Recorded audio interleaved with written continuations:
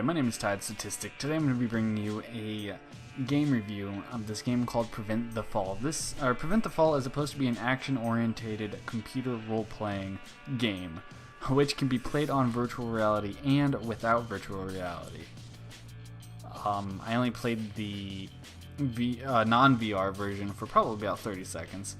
I didn't know what the fuck I was doing, so I can't really give you much of a review on the non-VR, but you can play it without it. So I guess I can give it props to that, because there's only about 1 or 2 different games that you can play VR and non-VR.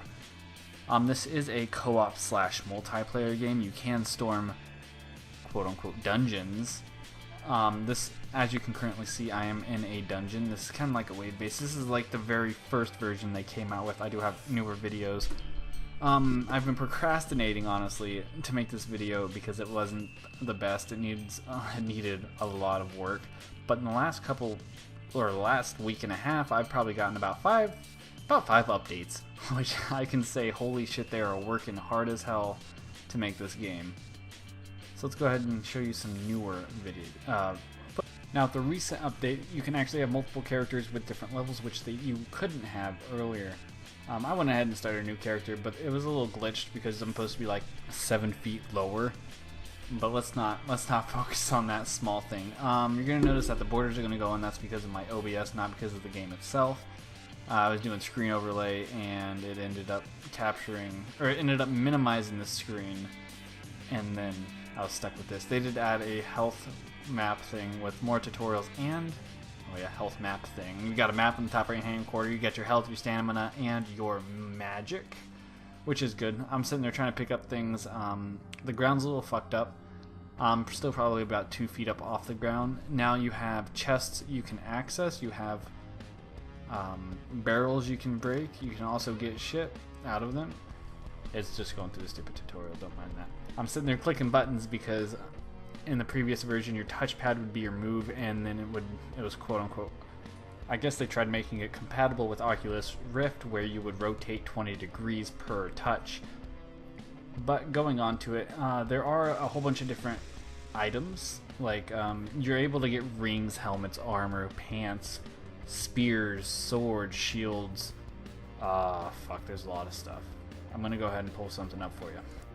Now this is the equipment thing after you finish the mission or quest, whatever you're doing. You can see there's a whole bunch of different things, and I think this is what they're going to be changing next in the next update.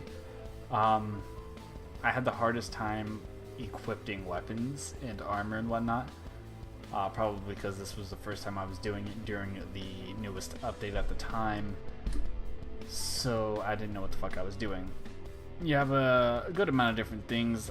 You got your rings in the bottom right hand, your shield, helmet, I don't know what the fuck that is. You got maces, axes, swords, and I'm not sure if you can equip more than one. I was only able to equip one sword because I didn't know what the fuck I was doing. Looking at the maps, they do have a couple different maps that you'll see. I'm not exactly sure how many maps they have, but they are all different. I did notice you do have 2 different types of bosses. The main quest is to eliminate a certain boss, but there is another boss if you go the wrong direction, so it's kind of like a consequence thing if you don't pick the right path. I did find a plethora amount of health that would or food that would restore your health. As you said, I just picked one up. So I didn't die playing these games. I probably played about 5 or 6 different matches or dungeons, and didn't die once. I don't think my health dropped more than once. And each dungeon you do, it does get harder per level as you progress throughout the game. As you can see, I'm just backing up to choke them off. Yeah, it's not that bad. The combat's a little bit better. You kind of feel a bit more like you're slicing them up. I do really wish you could chop off limbs, but I think that's asking too much. Here's the current main, or I don't want to say beginning because I don't know if it randomizes throughout the different dungeons, but here's the main boss. It's a big ass bat. Just swipe that bitch to the ground like that and fly. And basically you're done. Now the going home's a little bit more complicated. You have to push, I think it's Control Z to teleport home. And that's what kind of really threw me off and I don't want to say broke the being submerged. The submerged. Being submerged, period. And it kind of bummed it out, because if I was able to walk through a teleporter at the beginning, that would be different. But you kind of just have to walk over to your keyboard, start slapping down some buttons until you hit Control Z, and then you go home. Or you could just take the whole headset off, but who wants to take the headset off and have to push 2 buttons to put it back on, you know? And just throwing you into another map to see how it is.